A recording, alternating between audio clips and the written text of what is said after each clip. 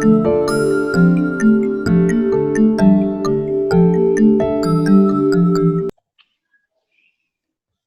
and welcome to Coffee with Kirti. We have today with us a star entrepreneur. I call him star entrepreneur because he is very, very modest. He does a lot of work. He's a he plays a very, very important role in Pune startup ecosystem. Also, he's contributed a lot of value in the ecosystem by founding. He's the founder of Pune Open Coffee Club. The website is punestartups.org, and he's also the CEO of Dazzle, an app that helps you make payments to all your favorite vendors, be it bakers, be it tiffin service, or any SME that you're paying to. So his name is Santosh Davra, and I'm very excited about this interview. Santosh, welcome to Coffee with Kirti. How are you doing today? Thanks, Kirti. You're too kind. Oh, no, no, no, no. Happy to be here. I'm really am. You're very modest. That's what you are. So, so Santosh, let's dive directly into into your story. I want to know, or the audience would like to know about your story. How did you bump into being an entrepreneur and start your journey, and what is that which kind of what is the starting point of your entrepreneurial journey? How did it all start? It's an interesting question. I think my interest in entrepreneurship goes way back, but my first very serious venture was in 2006 when me and a couple of my colleagues, we founded a startup called bookeasy.com for movie tickets, Okay. which sold movie tickets online. And we were one of the first few to get in that market. We were maybe a good 3 months after Inox. And at the time, it was an incredibly exciting opportunity. There were a lot of these multiplexes were switching to online sales. So that was my first taste of entrepreneurship. It was exciting. We really fulfilled a need with that one. We brought people online. Okay. We gave them their movie tickets in a very convenient manner. So to see that level of delight on users' faces was amazing. I think that got me hooked. Okay, okay, okay. And after that, you're also the founder of Pune Open Coffee Club, right? So Yeah. tell me about your role, how you started Pune Open Coffee Club, and I know the whole because I'm part of it, so I know that the whole Sure. of it is to help entrepreneurs grow, in terms of collaborating with each other and helping each other and all of that. So how did this idea come to you, and how did you start working on it, and what was the response back when you started? Okay. So Kirti, it was a long time ago, but I'll try to recall as many details as I can, for your viewers as well. So Right. the interesting thing was that it started with just a bunch of founders getting together, maybe hanging out socially. Then maybe a month before April of was it 2010, or if I remember, or 2009. One of us actually managed to put together a Pune Open Coffee Club event. We did the subsequent one after that. Okay. When we realized there were a couple of venture capitalists in town, and they had come into town for another event. We knew one of them through a common contact. So we met with him and we invited him over for an Open Coffee Club event. Okay. And we organized the entire Open Coffee Club event around that. Oh, wow. We had a number of founders show up for that one, which I was really happy about because it was our first. Right. Including the founders of Dhruva, who at that time were Pune based. The founder of Persistent, Anand Deshpande, the founder of a company by the name of Synergy called, I think his name was Chetan Shah. Okay. We had a number of different people show up over there. I mean, I can't recall all the names, but Wow. these are the ones that pop to my head. So that was a really good start for us. It kind of gave us a momentum to keep doing this month on month. Nice. And after that, we didn't miss an event for a very long time. Okay. So that was the Open Coffee Club, and I had a huge helping hand with my existing co-founders from Bookeasy and employees as well in getting that first event together. So it wasn't really me. I was just one of the many people who kind of helped put that together. Then after that, things just kind of took their own course. A bunch of people organized startup movie on the rooftop, and nice. So I think basically at the core of that was that founders just wanted to get together and talk shop, if you may, with people who understood what they were going through. Absolutely. So the product journey tends to be extremely isolating over time. Right. So it helps, to have someone to talk to who's sort of going through the same process. Yeah. Right. Awesome. So now tell us about your startup, Santosh. Tell us about Dazzle. Sure. Right. So I'll tell you about definitely. I would like to talk a little bit about that. Thanks for segging me in on that. Right. The product that we're working on right now is called PayTrack. It's available on the App Store and it's free for download. And it's intended for small businesses who have a QR code and they want to essentially make sense of that QR code. Like so many of these merchants who've been sort of roughly shoved into the digital timeline of our country, they are essentially first-time digital users. So many of them, haven't done digital payments before. So we help them. Actually, our app helps them track these payments. It helps them track a number of different things, including their bank accounts. And we do this by reading their SMSs with their consent. So the product essentially is a payment tracker. One of the nice features that we have on that, which our target audience really love, is an audio notification feature. So before that, people would walk up to a tobacconist or a tea seller and they would show like a fake UPI payment screen and walk off. With maybe a 10 rupees cigarette or 10 rupees tea.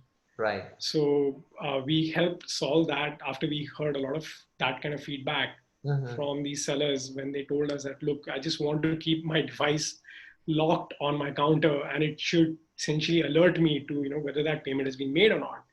So we designed that audio feature around that, where basically the SMS would be read and said out loud.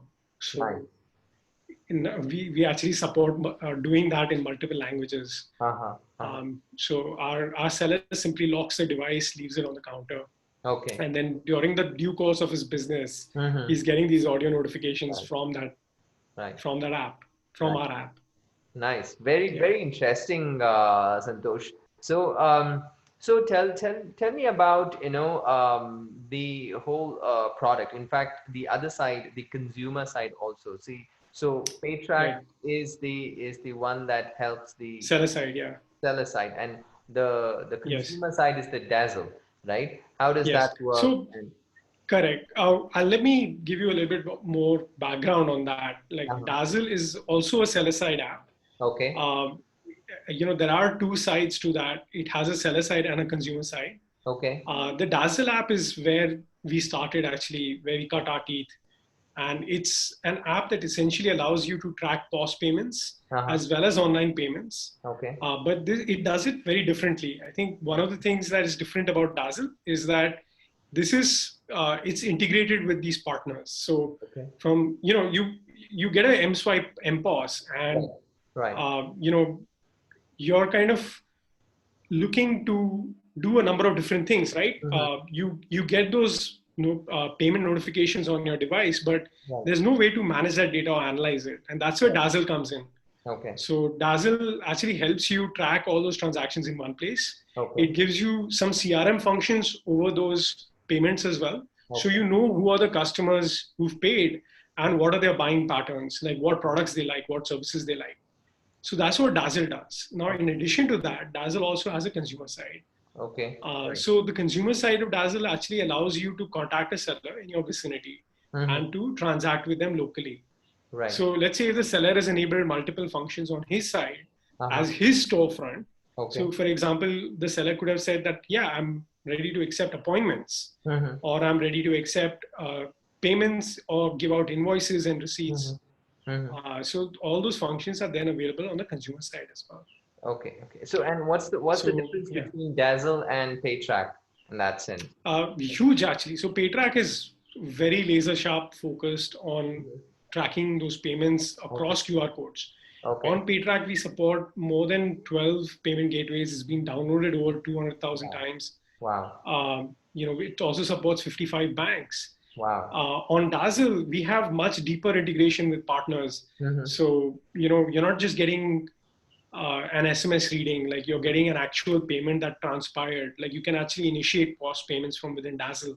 Okay. Okay. So it's a very different ball game Okay. altogether So, on the Dazzle side. Yeah. so would you call PayTrack a neo banking app or not? Because I'm not I very sure of I think that I terminology. think neo banking is a very huge umbrella term, Okay. but perhaps we are not that. Okay. I think we are a utility. Okay. We think of ourselves as a utility. So we try to create a decision support for you. We try to provide the seller with some decision support. So Okay. he gets some sort of trend analysis. Okay, Okay. what are my digital collections looking like? Right. Are my settlements coming in on time? These are the questions we like to answer Right. with PayTrack. Right. Right. Right. And onboarding sellers, onboarding vendors is Yeah, always a challenging part of the whole story, right? yeah, So yeah. how has that been with you guys? What Sure. challenges did you guys face when you started onboarding, SMEs, the small, like tea seller, or a tobacco seller or flower seller, all these sellers, when you onboard, what kind of challenges did you face, and how did you guys overcome? And a follow-on question to that, Santosh, is do you guys also train them in, kind of handhold them of how to use the app, because they're very new to the digital payments and stuff? Sure. I think that's a very nuanced question, much longer answer for some other day, maybe. But I Okay. will definitely walk you through what we've learned. And we've learned a lot Uh-huh. because this market is really hard to sort of quickly penetrate into.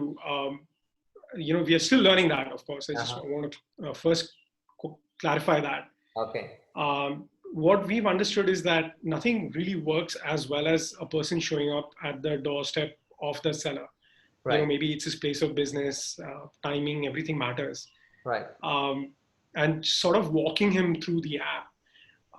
So with that learning, we actually made PayTrack very laser sharp focused. Like we said, okay, look, it has to just do this one thing, and people should just be able to look at it Mm-hmm. and understand what it does. And we try to do that by giving an analytics report, Okay. of what digital collection trends the seller was looking at Mm-hmm. within the first 3 minutes of opening the app. Oh, We wow. could do that because SMS historical data, there's a ton of it already on the device. Uh-huh. So we were able to achieve that, and Okay. that helped us a lot in transitioning towards the more easy to scale marketing side of things. But again, I've never seen retention as good as a person going out in the field Okay. and onboarding those merchants. So Right. nothing really works as well as that. But that being said, the key challenge that any entrepreneur will face in this market is essentially getting that cost of acquisition Right. down to a point where it kind of helps you at least grow, if not Right. break even in the near future. So Right. Right. Right.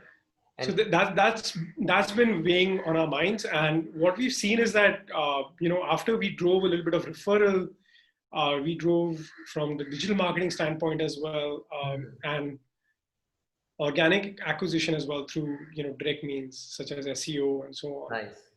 Um, you get to a certain point, and then word of mouth starts working for you. So Yeah. that's what is really driving us, and Right. what we've also sort of put in front of us, that Mhm. this is the kind of numbers we need to achieve. And Nice. I think we've been reasonably successful at doing that, but there's a lot to learn, yeah, for Okay. us. And how many vendors do you guys already have? If PayTrack has been downloaded well over a lakh times now, Oh, wow. but because of the intervening lockdown period, we lost a lot of momentum, Mm-hmm. and we've regained a lot of that now. Mm-hmm. So our monthly active is now well over 30K. Oh, wow. So Wow.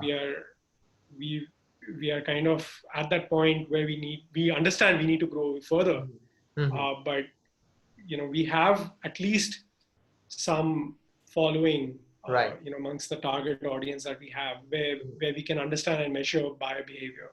Okay. Well, 30,000 is a big number. And how do you kind of categorize them? What is the major chunk of vendors? What kind of vendors do you guys have more? Yeah. So we're really looking at the unorganized sector, someone who has a smartphone, not a desktop. Uh-huh. They're working around the corner with a QR code or multiple QR codes. So Okay. these are the kind of vendors we work with. Okay. And tell us about the journey. On the You PayTrack side. Sorry? Yeah, keep going. Yeah. So I said, I want to ask you about your journey, right? About Dazzle itself. So you started this in 2015, Right. and it's 5 years, Yeah. more than 5 years, right? So when you started this off back in 2015, what was the whole idea, and what has it transformed into when you see it today? How has it grown today, and how do you feel about it? Okay, actually, Kirti, it's an interesting question. My journey hasn't been alone. There have been very key people who've come in at different points of time. And I think Dazzle originally started with with Dazzle's founder, actually Anand Deshpande, who he was responsible for bringing me in, right? So it was really his baby at the time. And, his vision was to essentially digitize the small business market. It's an extremely far-reaching vision, which we're still trying to accomplish, of course. I mean, but he was the key factor actually that played into that.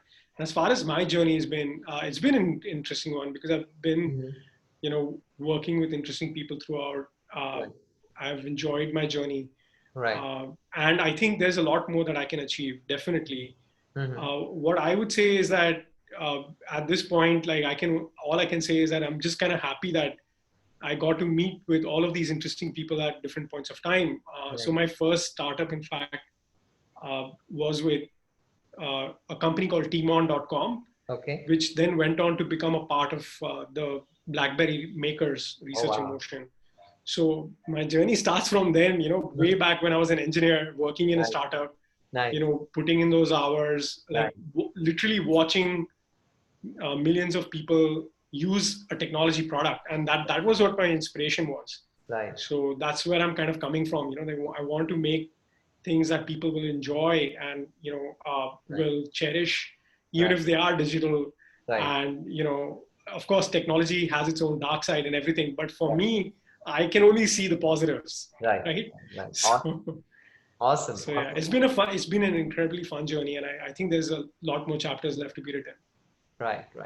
And as far as the technology, Santosh, so you are the CEO of the company, and you're a software engineer also. So you take care of the whole technology part of it. You're the guy who takes care of the product and everything. How does I would not so like I've stopped being a technology guy a long time back, especially since things move so fast in technology, and I tend to rely now more on people who do know their things. As far as I'm concerned, I tend to be the person that everyone thinks of, hopefully, when there's a crisis. That's one.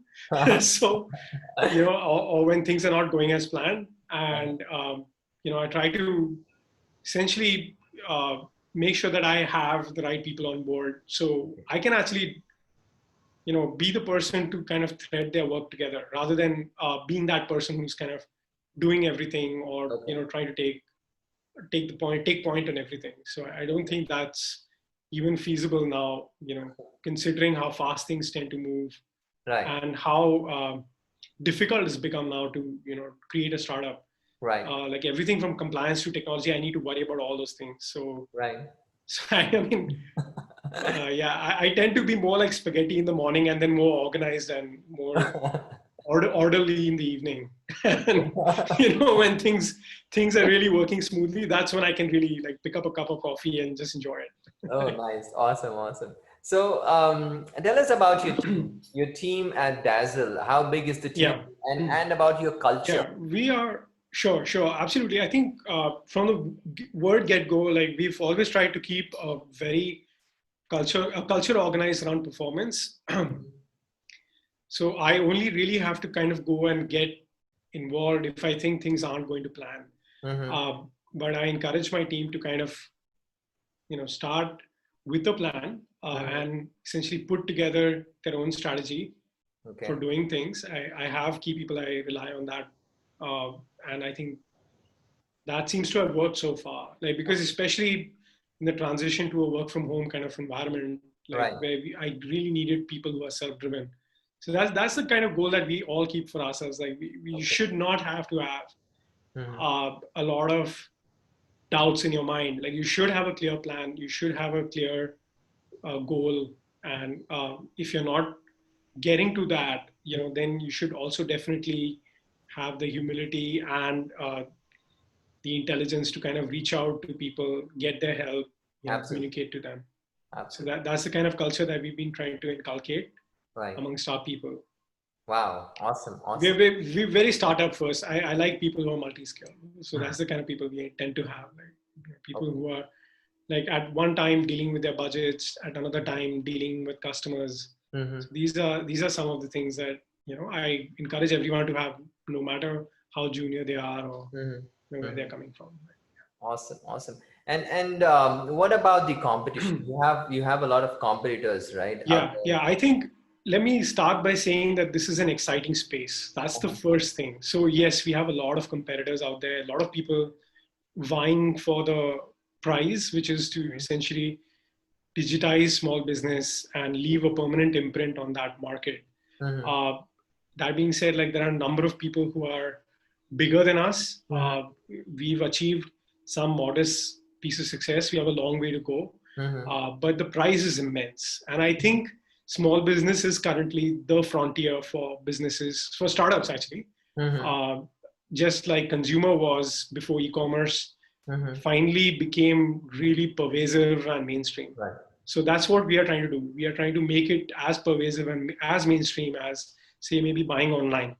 Right. And a big challenge in that market is to monetize this market because people Right. have that mindset that, okay, if you target the bottom tier of small businesses, they will not pay.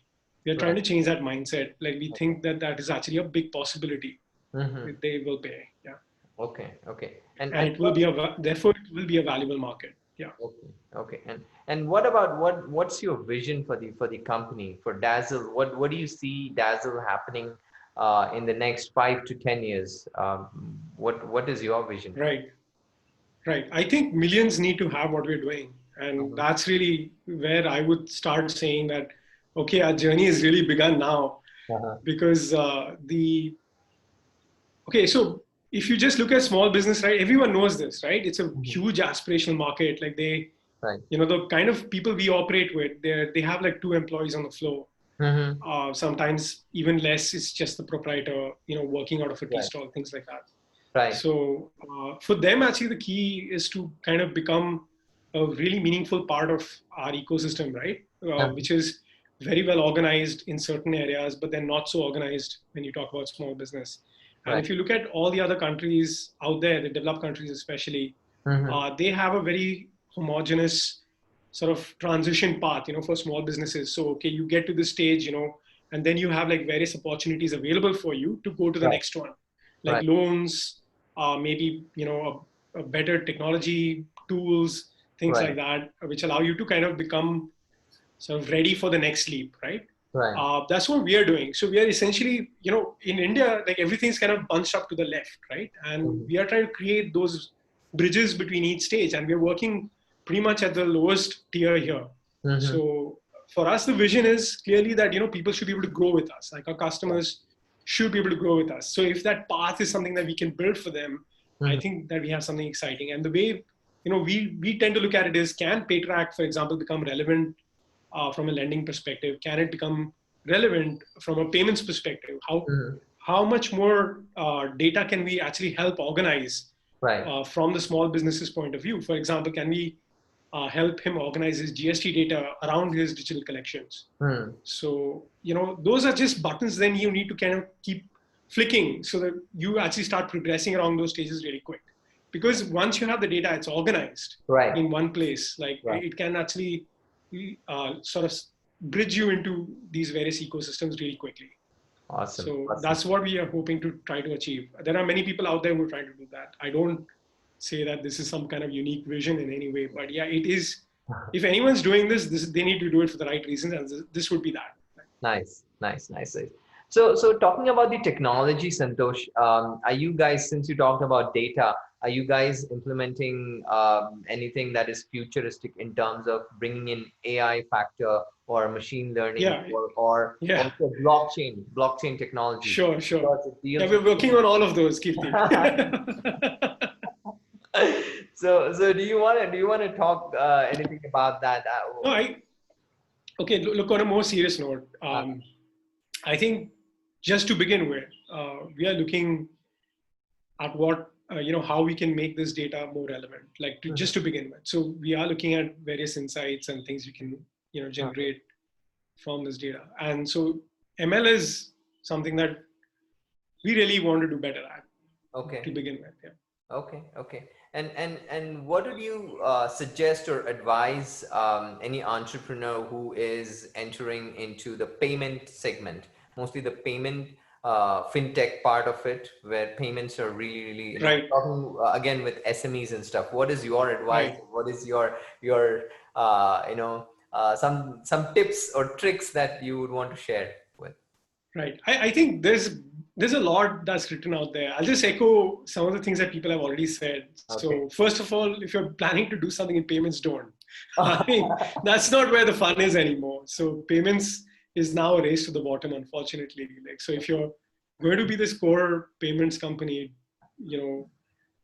don't do that. Like, do something else. I think do something else that sort of allows you to build on what's already out there. So there are so many companies doing payments now, and it's just difficult for them to kind of keep adding any bips, to those margins that they already have. So I don't know what else to say. Like, I mean, yeah, but there's a lot of exciting other stuff that's going on, and you shouldn't kind of miss the trees for the forest, I guess. So. Right. And since you've been doing startups for so long, what has been the pattern?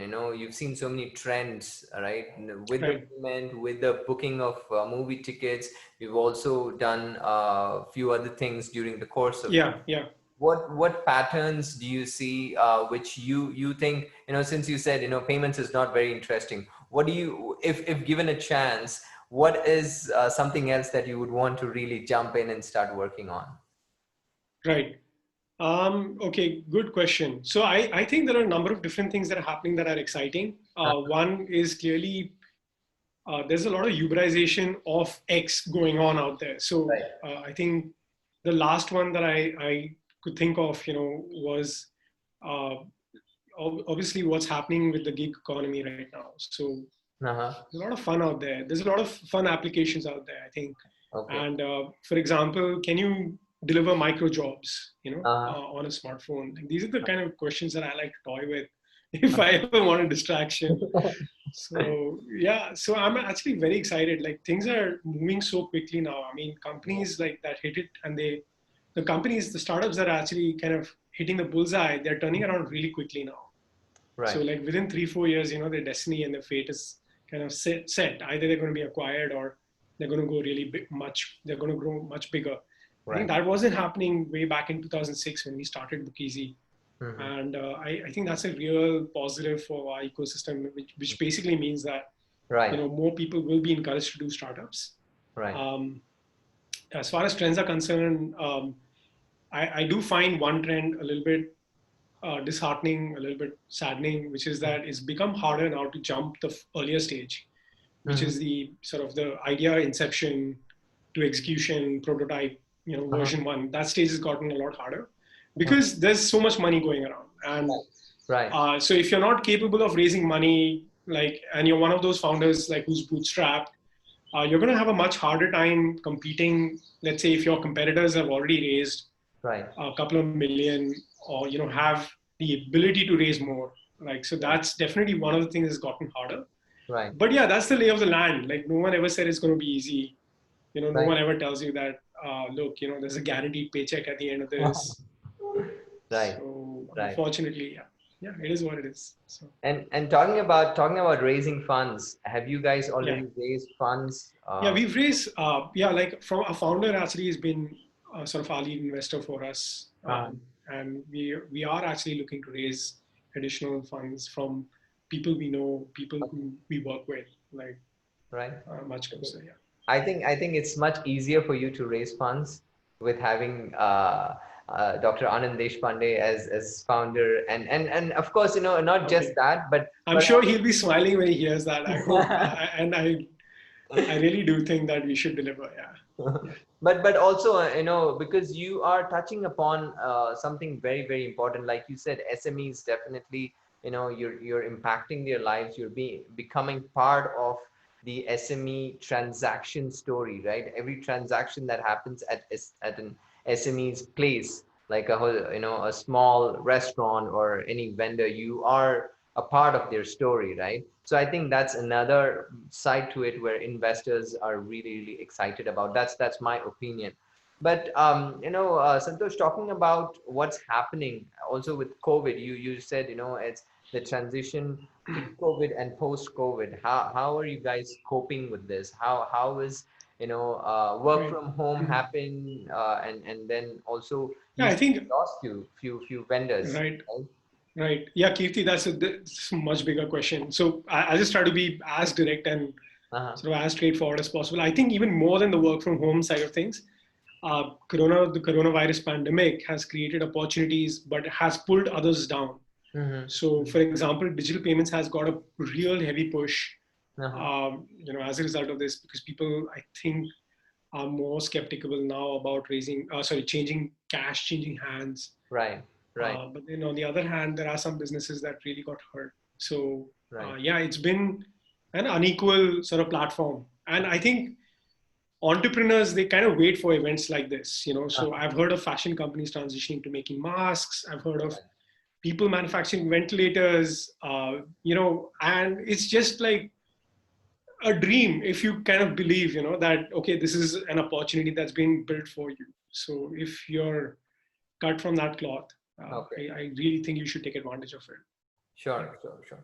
And talking about dreams, Santosh, a lot of people start out, they start Yeah. with an Yeah. idea, and they kind of bootstrap and all of that. But it's entrepreneurship is a lonely journey, and it's not very easy as fancy as the media shows it, Right. right? What is your take Right. on that, and what do you want to kind of give a message to entrepreneurs who are starting out, whether somebody who dropped out of school and started is planning to start, or somebody who is just graduated, or somebody who's going to quit his or her professional day job and trying to start out. What is your advice to those entrepreneurs? Right.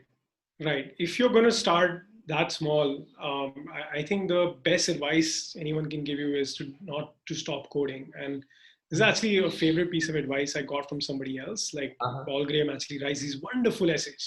So if Mhm. anyone wants to do anything in entrepreneurship, especially in tech entrepreneurship, or Uh-huh. rather, especially in tech entrepreneurship, you should Uh-huh. go read Paul Graham's essays. Mhm. And like the best piece of advice he could give to anyone is don't stop coding, because Mhm. that's when you die. That's when you really die. So no startup story has a predefined formula. Like Right.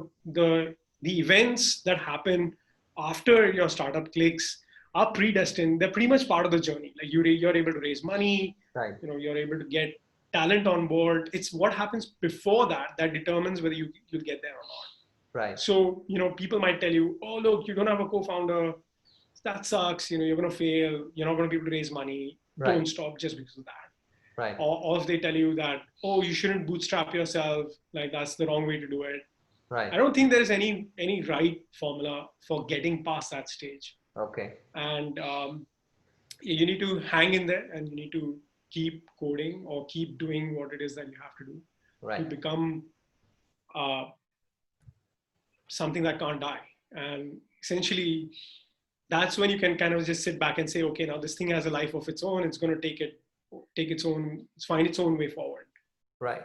But until and unless you get there, it's you're the parent, you're Right. the single parent, or maybe, a part of that co-founding team Right. that's going to keep nudging it forward. And Right. I think that's the most difficult phase for anyone to get past.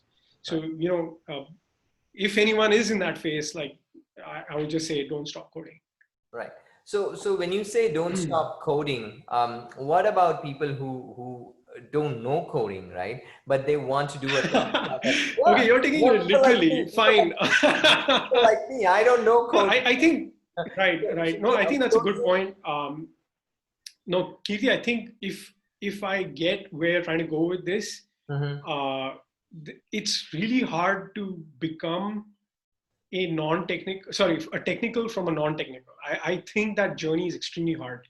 So, if that's what your startup is going to be about, then fine. I won't say that, you shouldn't do it. But the key here is, like, if it's going to become all of a focus and it's going to take away focus from what really needs to get done, right? I would say it's probably not worth. Like, you should probably just you should get people to work with you.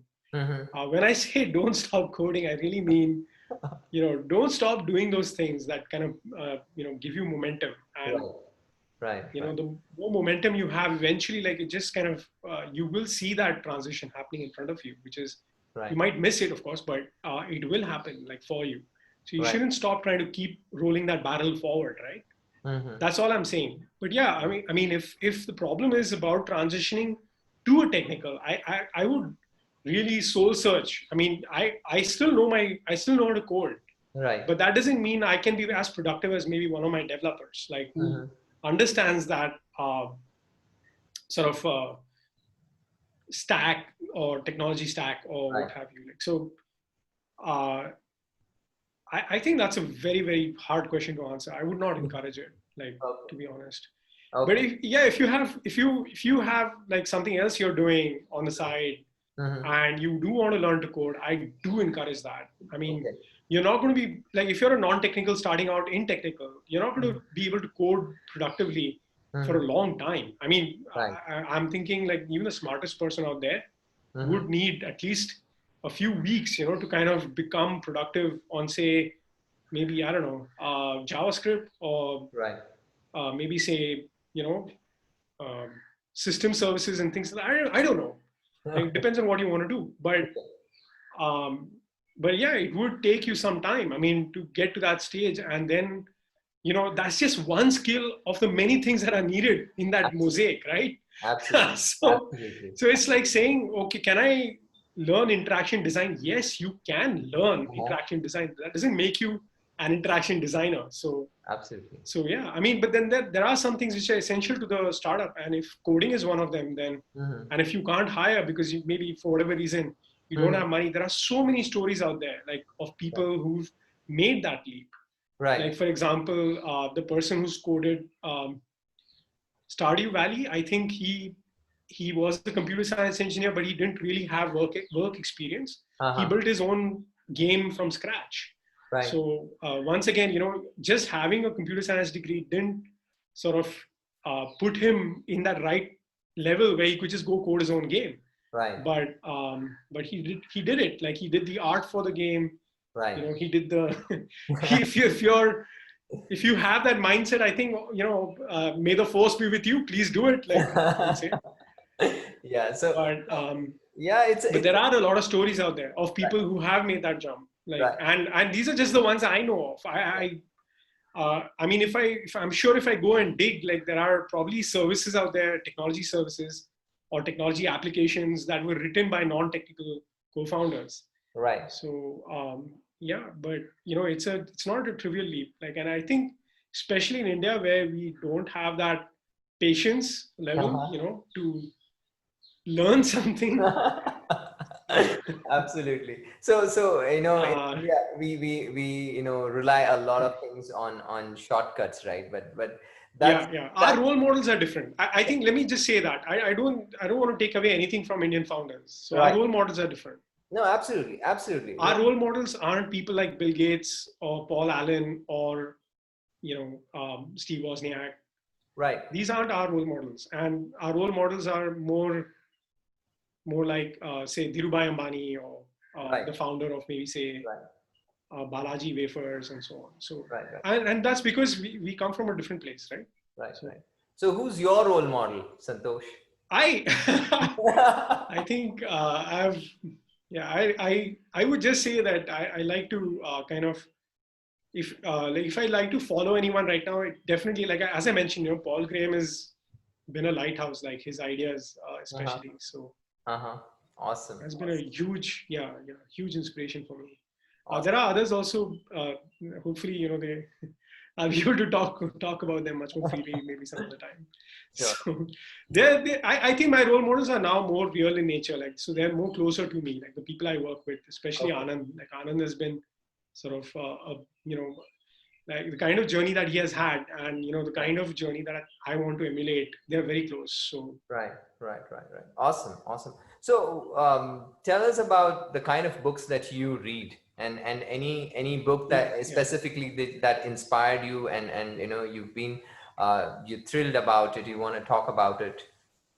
Sure. I love to read a lot of science fiction. I also have a favorite book of mine just right here, actually. So if anyone, so first-time entrepreneur, wants to pick up a book and read it, like, this is a really good one. It will be reversed. So Founders at Work. So I'll just tell you that. Yeah. So, but all my reading is pretty much these days has been kind of limited to some science fiction on the side. Yeah. Okay. So. Sure. So this one is a very good book. Let me pull up the name for you. So I am currently reading Network Effect by it's part of the Murderbot Diaries, written by Martha Wells. Yeah. Okay. So there you go. Okay. So it's always fun to kind of read people's different takes on what's actually possible in the future. Right. So this book is actually about a security bot.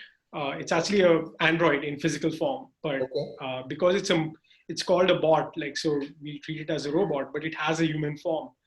So technically that would make it an Android, but it's about how that bot actually begins to navigate humans after it achieves its own freedom. Oh, wow. So its own freedom to think and act on its own volition. Awesome. So it's very interesting. I definitely recommend it. It's a very quick read. Nice. So one last question, Santosh. What do you do when you're not coding, or when you're not My days are full, actually. We have a new person in the house. Like, my wife and I were blessed with a daughter 2 months ago. Very nice. And congratulations. she's been keeping us up, and Okay. So if I'm not working, I'm kind of running around, like, doing things. Awesome. Thank you so much. Well, Santosh, it's been a pleasure having you on Coffee with Kirti. I've got to learn a lot of things about you, and I think a lot of things that you talked about. It's more from I don't know if I have to put it in terms of a founder who is very grounded, and very modest. At the same time, putting in a lot of hours. I know you put in a lot of hours, and that's why Dazzle is dazzling, I would say, and I wish you all the very best in raising more money, and more importantly, impacting the kind of millions of SMEs that you want to impact. So all the very best to you in that, and thanks so much for coming on Coffee with Kirti. Thanks, Kirti. Thanks so much. I really appreciate it. Thanks for having me. Thanks, Santosh. Thanks so much.